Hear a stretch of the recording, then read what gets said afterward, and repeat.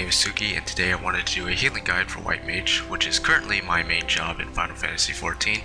I spend a lot of time in the duty finder with random groups, and I tend to notice a lot of White Mages who seem to be struggling with the job, whether it's because they are new to it or simply don't understand how their spells work. I am extremely passionate about healing, and I want to try my best to help others looking to heal. I'm definitely not the best player, nor am I the best healer, but I always strive to improve and help others along the way. A lot of what this guide entails will be based on my opinions and my style of healing, so if you disagree with me, then that's fine. It is my guide to healing after all, and in the end it's up to you how you want to play. White Mage is one of the two healers currently in the game as of patch 2.45, the other healer being Scholar.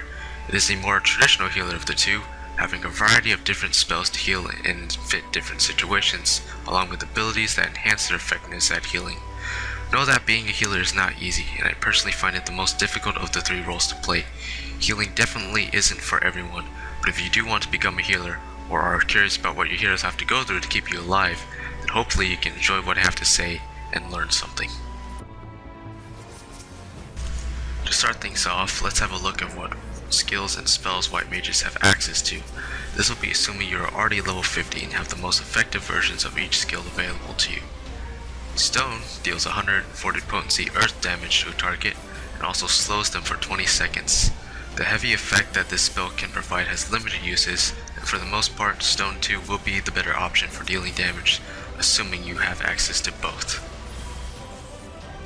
Cure is a single target spell that heals for 400 potency. It is your basic go-to heal. When you need to heal someone who's taken a small to moderate amount of damage, chances are that you'll be casting this as your first choice. Cure also has a 15% chance to proc a Cure 2 that will cost no MP, further encouraging its default usage over other single target spells. Arrow deals wind damage of 50 potency and has a damage over time effect on the target that deals 25 potency per tick for 18 seconds. This is also instant cast, making it a very nice spell to use.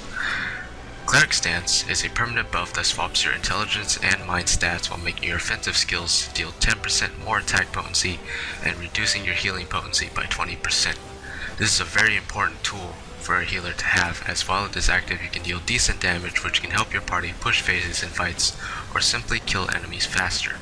Of course, this makes your healing much less effective, so learning how to properly move in and out of this stance to both heal and deal damage is something that every healer should eventually learn to increase your limits as a supporting party member. Protect is a buff that casts on you and all party members around you that increases your physical and magical defense and lasts for 30 seconds. It goes without saying that this buff should be applied to all party members at all times, although it does cost a large amount of MP, so you should judge properly if it's worth casting on a recently revived party member. Medica heals you and your party members around you for 300 potency each. Medica is your most basic AoE heal, having decent range and potency. Raise can be used to revive a dead party member in a weakened state.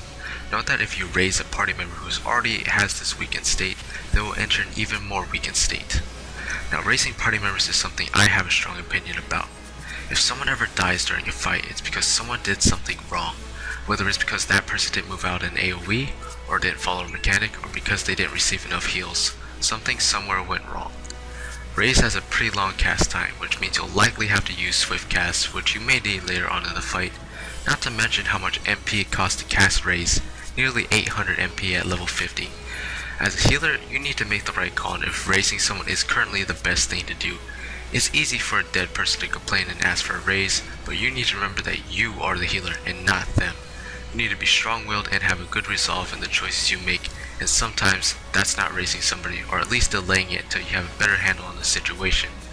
Just remember this, living party members always take priority over dead ones, and if you're not confident that the person you raise can get back into the fight, don't bother until you're confident that they can.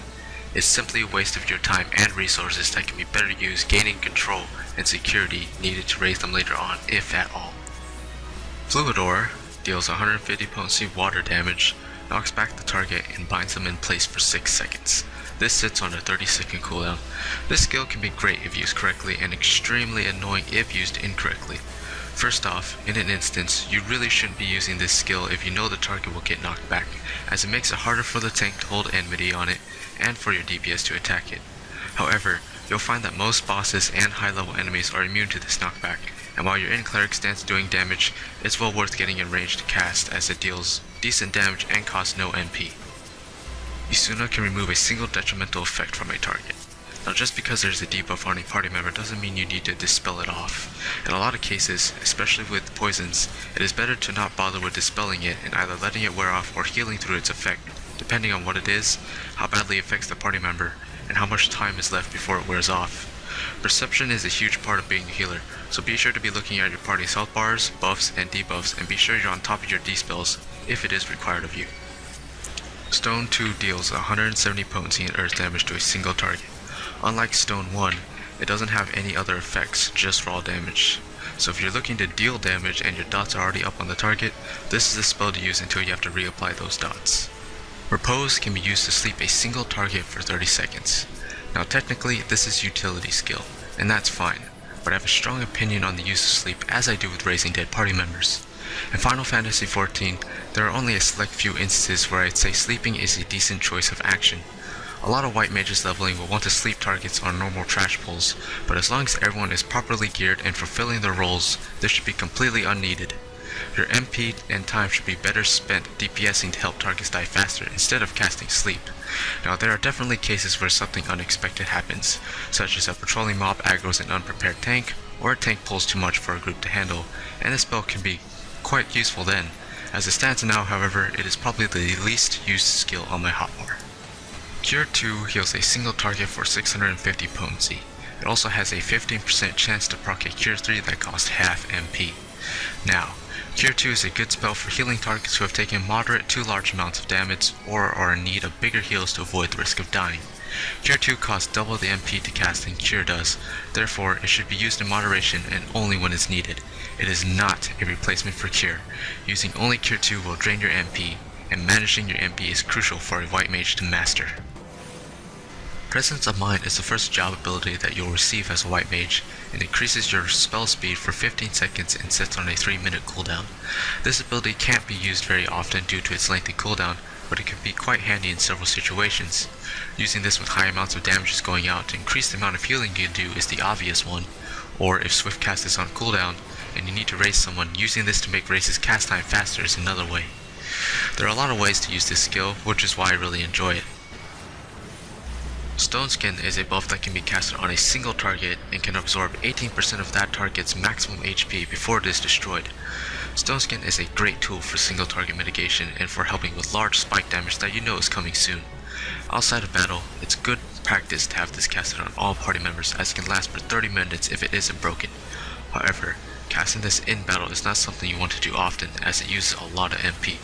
Aside from reducing large spike damage, it can be also a great tool for keeping weakened players alive, or players who have less gear alive for certain damage intensive moments, if you have the MP to spare. Regen is the second white mage ability that you'll get, and is a single target healing over time spell that heals 150 potency for each tick for 21 seconds. Regen can be a white mage's best friend if used properly. It costs much less MP than Cure 2 does and heals for more over its full duration. It is instant cast, however there's no instant base heal attached to this spell, so in most cases Regen is a support heal on targets that will be taking constant damage over its full duration. In fact, using Regen can be a crucial part in conserving your MP, and learning how to use it properly is very important. Shroud of Saints will reduce your enmity by half and place a 15-second refresh buff that restores your MP over its duration, about 212 MP per tick, for a total of 1060 MP if I recall correctly. Now some white mages will argue that Shroud's main use is better used for either of its two effects, but I personally lean more towards its refresh effect. The way I see it, once you've reached the threshold where you can use Shroud and gain all the MP from it without completely filling your MP bar, you should use it, and then continue to use it periodically throughout an encounter as it goes off cooldown. Doing this will keep your MP up, periodically halve your enmity, hopefully keeping you from overtaking the tank. Now, there are definitely times when you should save it and use it for times when you know you're going to have to cast a lot of big heals in a short time and gain a lot of enmity, or have to cast a lot of heals around the same time adds may be spawning. Having Shroud to keep those adds off of you can be definitely the difference between you living and dying, but for the most part, popping it periodically on cooldown is the way I like to use it. Divine Seal is the third White Mage ability that you'll get access to, and it increases your healing potency by 30% for 15 seconds and only sits on a 1 minute cooldown. This skill is amazing on White Mage. Due to its short cooldown, you can use it a lot throughout any instance or encounter. Using this to make your healing over time effects better, such as on Regen or Medica 2, can be a great way to use it, or just to get a nice increase on your normal heals. Since it sits on such a short cooldown, you probably shouldn't worry too much about having to save it, although there definitely can be times where holding off using it for just a few seconds to be prepared fully for when large damage goes out is the best way to go. Cure 3 is a close range AoE heal that heals for 550 potency to all targets within range. Cure 3 is oftentimes overlooked. Due to its high MP cost and very limited range, its uses are very niche, but they are present. Holy is the 4th White Mage ability that you'll get access to. It is an AoE offensive skill that deals 200 potency to all enemies around you and also stuns them. This is probably the best AoE skill in the game, given to a healer class ironically. When you're doing speedruns or just need to AoE a lot of enemies, being able to jump to Cleric stance and throw out some holy spells can really speed things up for your party. However, this does require you to be in range of targets, so you should be careful for any close range attacks and cleaves that might go off before the stun fully can actually take effect. Also, Holy costs a lot of MP to cast, so using too much can really make your MP run dry. Remember that your priority is healing, so never use too much of your MP spamming the skill. You will also get a lot of enmity casting this, so pairing this with Shroud of Saints is definitely a great idea. Arrow 2 is another offensive skill that deals 50 potency when damage on impact and adds a damage over time effect that lasts for 12 seconds and deals 40 potency per tick. This can be stacked with arrows, so for single target DPS, keeping both of these ticking should be your priority before using Stones 2 as filler.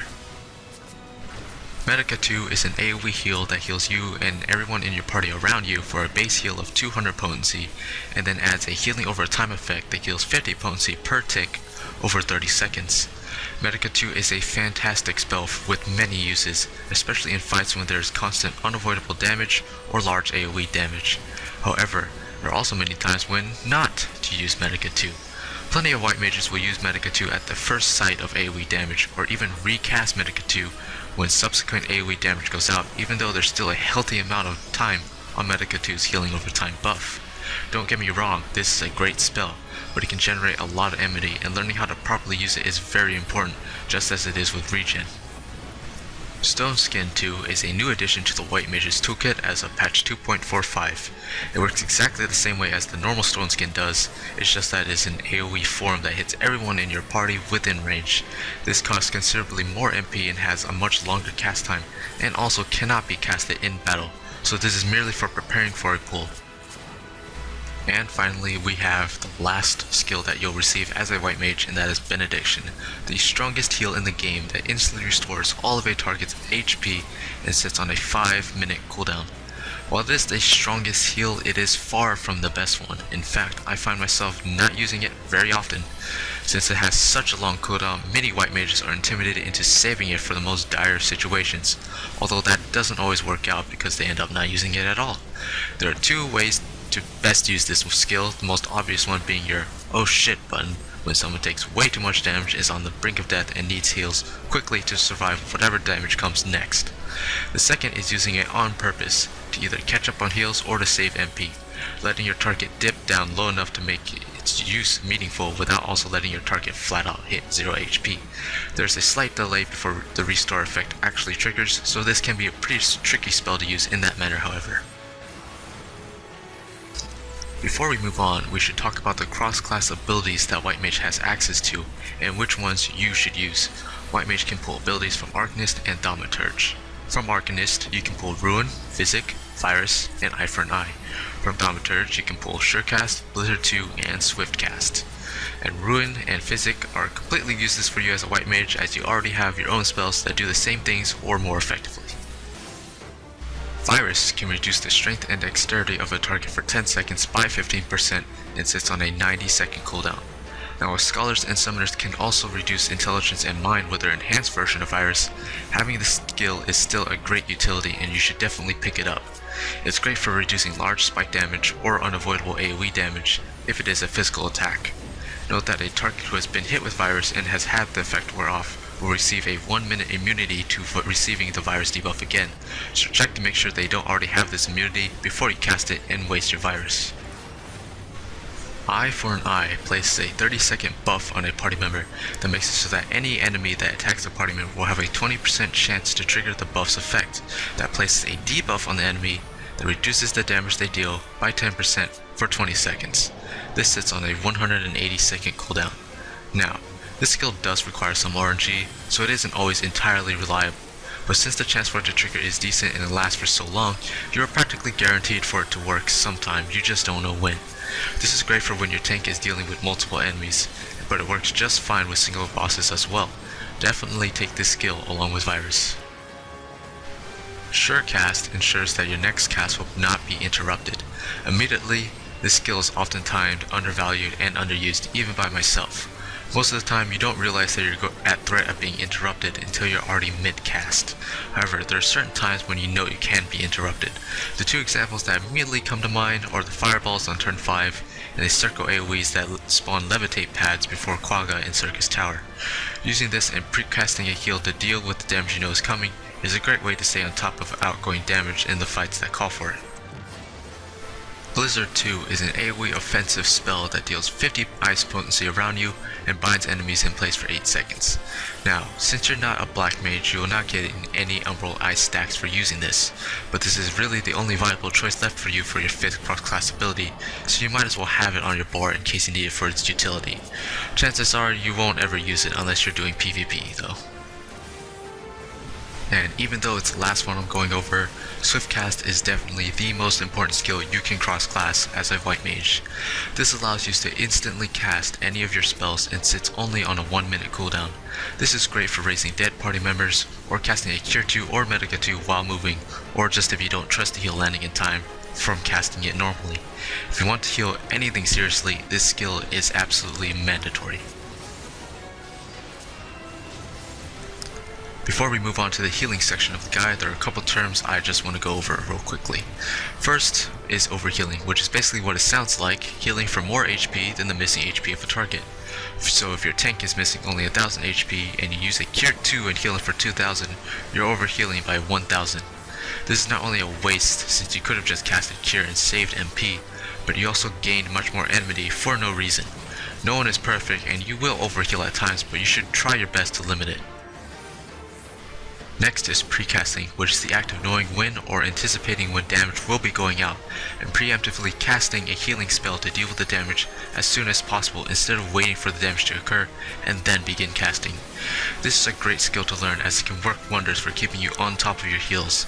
There are plenty of times when enemy cast bars can tell you when damage will be happening, but there are also times when normal cleaves and spike damage do not have cast bars.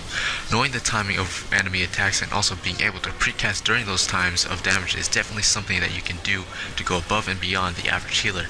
Just know, however, if you screw up your timing, you'll be wasting MP and will be overhealing. Alright, so now that we've covered the overall basics, how should you put together all that you learned into practice? Well, as you can probably guess, healing is usually done on a case-by-case basis, and your experience on healing one piece of content will never really be the same as the last. It requires lots of perception. You cannot have tunnel vision when healing. You need to be open-minded and aware of everything that is going on. Is your tank using the right cooldowns? If your tank has no cooldowns up, you should be prepared for them to take more damage and for you to use one of your own cooldowns. Is your off-tank DPSing or is he about to pick up ads? In which case, you need to prepare to direct your heals to your off-tank and also to be careful when the next few heals not to pull ads off the off-tank. Are the DPS handling the mechanics they're supposed to handle? Do any of those mechanics make them take any damage? You should be ready with heals. Or, if they're not handling the mechanics, will that cause more damage to go out? In which case, you also need to be ready with heals. Is the boss focus targeted? Are they casting a big move? You need to be ready to offset that damage with your own heals. And of course, did your bard somehow get hit with a ground AoE? Shake your head, heave a big sigh, and then cast a heal on them. If you're bad with following every aspect of a fight, then it's something you really need to work on. If you are determined to get better, practice in lower tier content before you go in to tackle the high-end raids or extreme primals. Now moving on to how to actually heal. Keep in mind that this is my preferred method of healing and everyone has their own healing style. Ultimately, your primary goal in any instance or encounter is to ensure that none of your party members die. That's it. No, it's not to make sure that everyone's HP bars are full at all times. Yes, that definitely helps with keeping everyone alive, but it isn't required of you to jump up and throw out a heal at the exact time of damage. Granted, if you're a new healer, you may want to take as little risk as possible, but if you want to grow, there's something that you should keep in mind. As long as no one is dead and everyone is unhindered by any detrimental effects, your role is being fulfilled. Anything else you do is extra or a safeguard in case someone does make a mistake. So, for single target healing, the first thing I like to do is make sure that at least the tank has stone skin up before I pull, whether it be trash or a boss fight. This allows him to take more damage before I have to heal him, allowing him to secure more enmity. Once I see he's taken enough damage, I start a normal cure or even a cure 2, depending on how many enemies are attacking him and how much damage I anticipate him taking during the time it takes for me to finish the cast and actually land the heal. Assuming that this brings the tank up to a safe amount of HP, I usually follow that up with a regen. Regen can be a great friend, as a tick of healing can definitely help while you're casting your next cure or cure 2. Remember also that you have Divine Seal, which can be used to make your regen better or just give you bigger cures. It's on a short cooldown, so you should be able to use it at least once per pull easily. After that, it's just reading how much damage the tank takes and responding with the right heal, while refreshing regen as it falls off. Although, if a pull is about to end, I tend to refrain from using regen and instead use normal cures to keep the tank healed. And once the last enemy is about to die, around 20% or less HP, I start pre-casting stone skin so that it is up and ready for the tank to move on to the next pull. Most tanks will not wait for you to cast stone skin on them and will start moving for the next pull as soon as the current one is over, so this is a great habit to get into. Now, of course, your tank is not the only person who may need healing during a fight. Your DPS may also need heals too, depending on fight mechanics and their own ability to position themselves and move out of AoEs, which you'll find, to your surprise, many could be quite terrible at doing.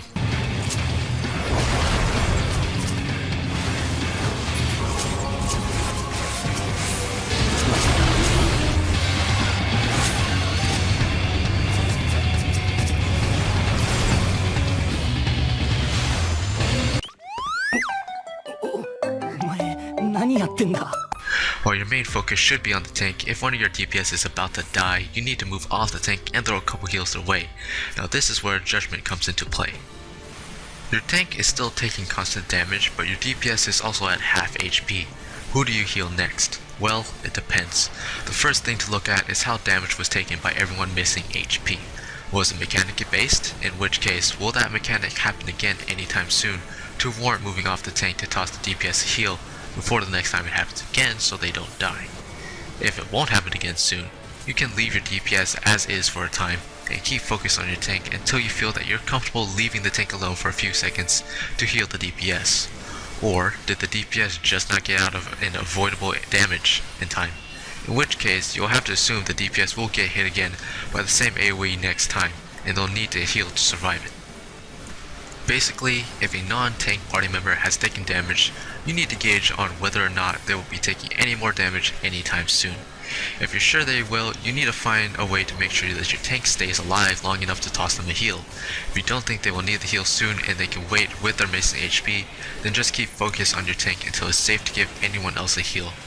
Keep in mind that a lot of non-healer classes do have ways of healing themselves. In fact, every non-healer class has access to at least one type of self-heal other than potions, such as Second Wind, Bloodbath, or Physic.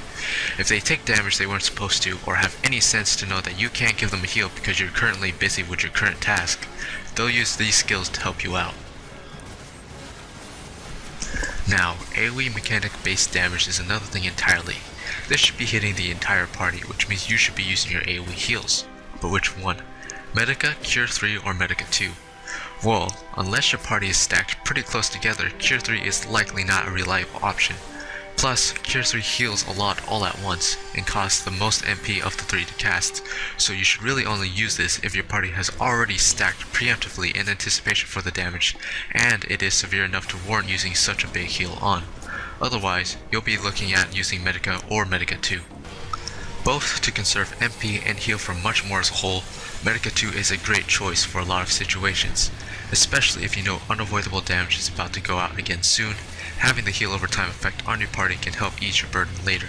but it can also generate a lot of unwanted enmity if it goes to waste and everyone is just being healed needlessly when they're already at full HP for the last 20 seconds of its effect. Medica 2 is great, but there are times when using 1 or even 2 normal Medicas is the best course of action.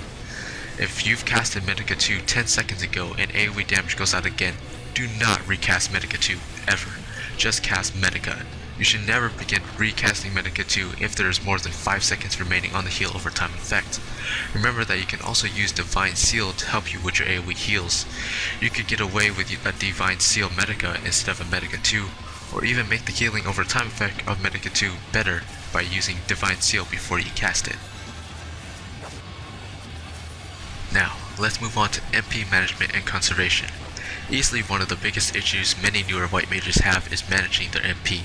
The most common cause of this problem is using the wrong spells and being inefficient, such as using only Cure 2 for single target healing instead of defaulting to Cure and Regen. Knowing when and when not to use a certain spell will go a long way to making sure you have enough MP to finish an encounter. Little mistakes add up over the course of a lengthy fight. I may have already gone over some of these things before in the abilities section of this guide, but let me remind you since we're on the topic of managing MP. Stone Skin and Esuna are great spells, but you do not have to always use them. Stone Skin costs a lot of MP to cast mid-battle, and it should only be used mid-battle if you need it to help mitigate big spike damage, or if it's needed to keep a player from dying. As for Esuna, like I said, take debuffs by a case-by-case basis. Not all debuffs are actually that harmful, and can be left to just wear off on their own if handled properly. Certain damage over time effects can just be healed through, and despite the large amount of warriors making macros telling you to de-spell the pacification debuff of Berserk, you don't actually have to, it's only 5 seconds. And there are some debuffs that just can't be dispelled anyway, so make sure to keep note of those and not waste your MP on them. As I said earlier in the healing section of this guide, Cure and Regen are your go-to spells. The only time you should use any other spell is if certain conditions are met and encourage their use. This goes for Cure 2, Medica, Medica 2, and Cure 3. None of those spells should be used unless they are actually needed for the situation. Otherwise, Cure and Regen are your way to go. And finally, Shroud of Saints. I already gave my reasoning for how I use this cooldown, and that's to use it when you know the amount of MP restored will not completely top you off on your MP. Only save it for certain phases of fight when you may pull enemy, such as during ad phases, or when large amounts of party damage is going out and you need to cast a lot of big heals in a short amount of time. Otherwise, use it periodically to keep both your MP up and your enmity down. And we also have potions. There are 2 types of potions that you can use. There are ethers, which can help restore some of your MP back. Not a huge amount, only like 500 depending on how strong the ether is, and these sit on a really long cooldown, so it's not like it's a reliable source for you to get your MP back in any fashion, but they can help in some situations. The others are mind potions, which can increase your healing by a small amount. Again, these sit on a relatively long cooldown and don't actually help your healing all that much, but it can give you some extra healing, which might be able to save you a cast or maybe 2. Probably not though, but it's tasteful thinking, right? Now, let's talk about DPSing as a white mage. Being able to help DPS is a skill that advanced healers should definitely learn at some point once you're comfortable with your healing abilities. This may be a necessity to help push DPS intensive phases and certain high-end encounters, or can be used in normal dungeons to help things go along much faster. The amount of DPS you can add to your party can be pretty significant, but there's some things you need to keep in mind. You need to remember that your primary role as a healer is to keep everyone in your party alive. If your party members die because you're DPSing instead of healing, that is at the very least partially your fault, if not completely. DPSing can quickly drain your MP, especially if you're using Holy. You must always stop and keep enough MP to heal. If your party members are taking damage, you need to stop DPSing and actually heal them. It should go without saying that you should be in Cleric stance to do the best DPS, although being in this stance lowers your heals, so it is a big risk. But DPSing in itself is a pretty big risk for a healer to take, and you should not be DPSing until you're very comfortable with your healing role. If you'd like to take baby steps, you can start by DPSing without having Cleric stance. It's better than nothing, right? Even I occasionally leave Cleric stance off when I cast a few damaging spells, usually when I don't fully trust the dodging sense of my party or my tank isn't properly geared. After you activate Cleric Stance, you have to wait 5 seconds before you can turn it off, meaning that if you need to heal in that time frame, don't turn it on. As you become more comfortable with the method of maintaining a balance between healing and DPSing, you'll be able to take bigger risks such as letting your tank's HP dip lower than usual, or making judgment calls on if you can heal a DPS who just took damage or if you can get a few more stone 2s off. Just remember, if someone dies, you messed up. Here are some tips to help you along the way to maximizing your DPS while still keeping everyone alive. Make sure every party member has stone skin before the next pull. This can act as a nice cushion for damage in case someone makes a mistake. This does not mean you can't DPS if stone skin isn't up on everyone, nor should you cast it mid-fight before you start to DPS again should it fall off. Regen is your best friend, especially if it is buffed with Divine Seal or Convalescence or Mantra. Regen can heal while you're doing damage in Cleric Stance. Make sure your tank is up to full, pop Divine Seal. You have it, toss a regen on them, go into Cleric Stance, and do damage until you think your tank needs heals again or you want to refresh regen. And you can pretty much repeat this cycle over and over again while making sure you're watching your MP. Use your cooldowns to your advantage. Here's an example. Your tank is doing a speed run and pulls a few packs of enemies so your DPS can AoE them down. Get regen on the tank, go into Cleric Stance, pop Presence of Mind, and go crazy with Holy.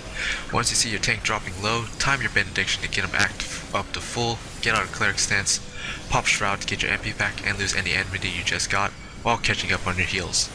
Also remember that Fluid Arrow can do quite a bit of damage and doesn't cost MP, just make sure you don't send your target flying back in the process. And that's all I have off the top of my head. Remember that DPSing isn't actually required of you as a healer, but it is something you should learn if you want to advance and grow your skill set. And now we should talk about stats.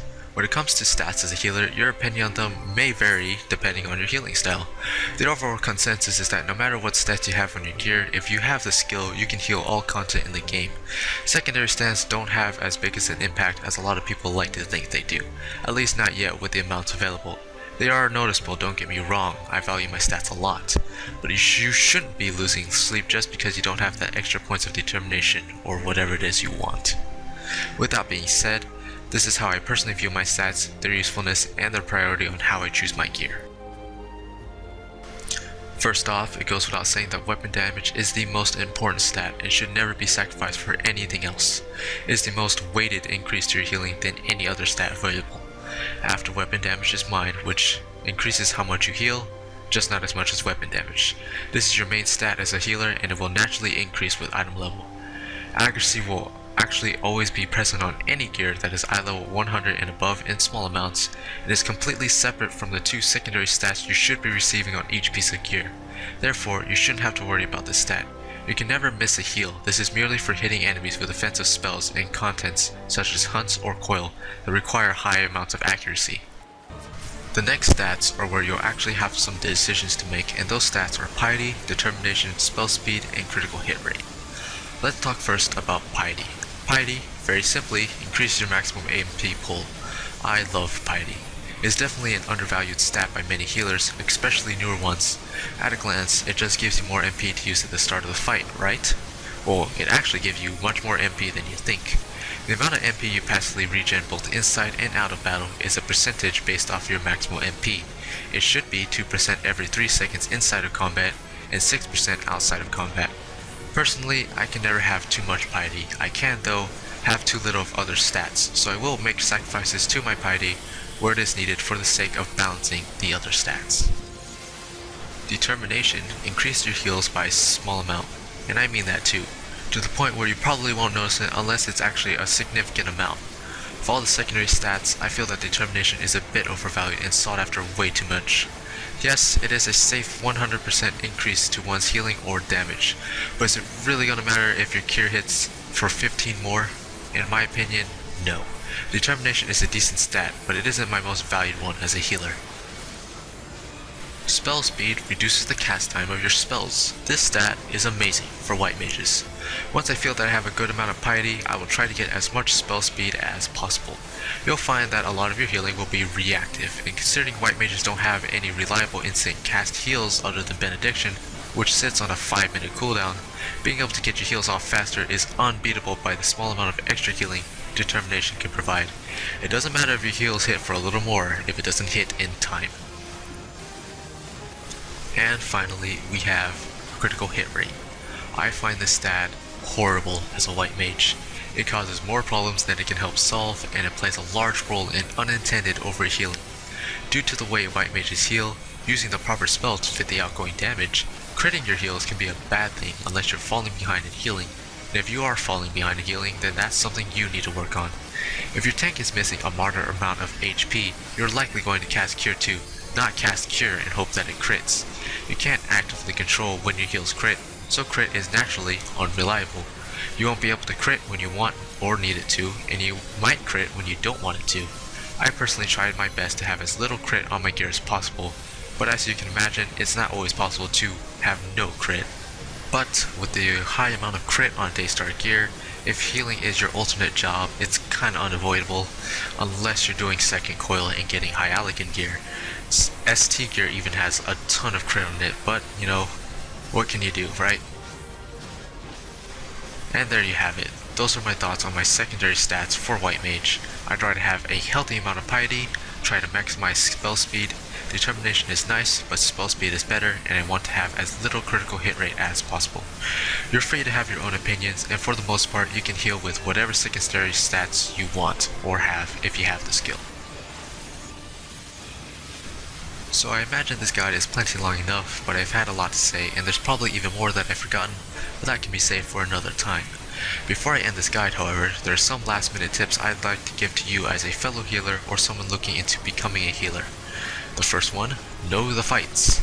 It's quite self-explanatory and simple, but it goes a long way. Knowing what abilities do what, when they will happen, proper positioning, when people are more likely to take damage, all of those things will help you tremendously with your healing. Next, know all the jobs, all of them and all of their abilities, especially the tanks. You can make better snap judgments and have better foresight of what may happen next if you know what each job is capable of, what their different cooldowns do, and how each job acts. For instance, knowing what defensive cooldowns your tanks have and where they're using them. If your paladin casts Hallowed Ground, that's 10 free seconds you have to catch up on healing or do some DPS. If your tank has nothing but foresight and awareness up, and has pulled several packs of mobs, be ready to blow your own healing cooldowns to help keep up. Or how about DPS classes? Your monk took some damage, but he has second wind and bloodbath up to help heal himself back up, so you don't have to worry about him that much. Your dragoon just used blood for blood during an unavoidable AoE damage phase, so you might want to focus a bit on him to make sure he doesn't die. Your bard is singing Foe's Requiem, so now is a great time to do some DPS. It all goes a long way. Also, know how each class acts. Your melee DPS are in range of enemies, and therefore are more likely to get hit with close range AoE attacks. They also require high mobility to get their positional effects, so something like heavy is a big problem for them. Your bard can do all of their damage while moving, so you should really give them a big slap in the face if they do take any damage from ground AoEs. Your black mages have to stand still to do the best damage, so they may get greedy and finish the cast instead of moving out of damage. Your dragoon has animation lock jump attacks. Your summoners have pets they have to keep alive they don't actually show up on your party members list, so you can help keep track of them and keep them alive. It's a lot to know and learn, but it can help your foresight greatly. Work with your other healer. I admit it, I don't trust a lot of the healers I'm paired up with, but working with your other healer can be the difference between a wipe and a clean run. Having clear healing assignments and priorities go a long way, and being able to trust your healer to do their roles can help make sure you can also do yours properly. Next, heal with people you don't know. This kinda goes opposite of what I just said before, but healing with a healer you don't know, or just partying with random people via pugs or the duty finder is a great way to expand your ability as a healer. Not knowing whether or not you can trust your tank to use the right cooldowns, not knowing if your melee will actually move out at close range AoE attacks, the uncertainty can help train your perception, foresight, and reaction times. Be strong-minded and determined.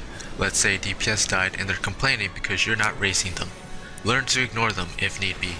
Be able to make your decisions and stand by them despite what your party may say. They're not the healer, you are. When you're playing with random people, it's easy for you to run into people who are rude or just plain trolls. It's also easy to run into people who don't appreciate any mistakes others may make, whether it be yours or somebody else's. If you made a mistake, you made a mistake. Be able to admit it and learn how to fix it. Sometimes your party will ridicule you and say some pretty harsh things. Sometimes your party members are ignorant to certain things that you aren't as a healer and are still giving you a hard time about it. Remember who you are and don't let your party control you. At the same time, if your party is actually being nice and understanding, listen to them. Sometimes the insight and advice they give you can go a long way. Lastly, I know I've said this before, but healing is not easy. It is the hardest of the 3 roles in my opinion, and definitely isn't something that everyone can do. If you just want to have a healer leveled so you can do some casual content, that's fine. But if you want to be the best healer you can be, even in something casual, it takes a lot of work. It takes determination, understanding, perception, and foresight to be a healer. As a healer, your mistakes are easy to spot, and sometimes you can even be blamed for things that aren't necessarily your fault. Especially if you're still learning how to heal, there are some pretty rude people out there who will be ready to put you down. Don't let them put you down. Healing can be extremely stressful at times. The well-being of your party is in your hands. When somebody makes a mistake, it falls upon you to help them fix it so it doesn't hinder the rest of the party. Even when somebody makes a mistake that eventually causes the party to wipe or fail, I still agonize over what I could have done better to have helped cover for that person. As for who helps you when you make a mistake, there's only you, or the other healer if there is one. No one can help carry lesser skilled players better than a healer, and no one is as vital to the party as you. Remember that you are the heart of the party. If a tank or DPS falls, you may be able to recover, but if you go down, the rest of the party will eventually follow. Now a lot of times, being a healer is a thankless job. There are things that only you as the healer are aware of or pay attention to that you fix and ultimately prevent disaster unknowingly to the rest of your party. You prevented the deaths of your party members countless amount of times during an encounter, but it goes unnoticed because in the end, no one actually died. You were helping DPS and helped push phases due to your extra efforts, but the DPS were praised instead. You kept the tank alive even though he didn't properly handle some attacks or mechanics, but he gets praised by the rest of the party because he was able to position things well.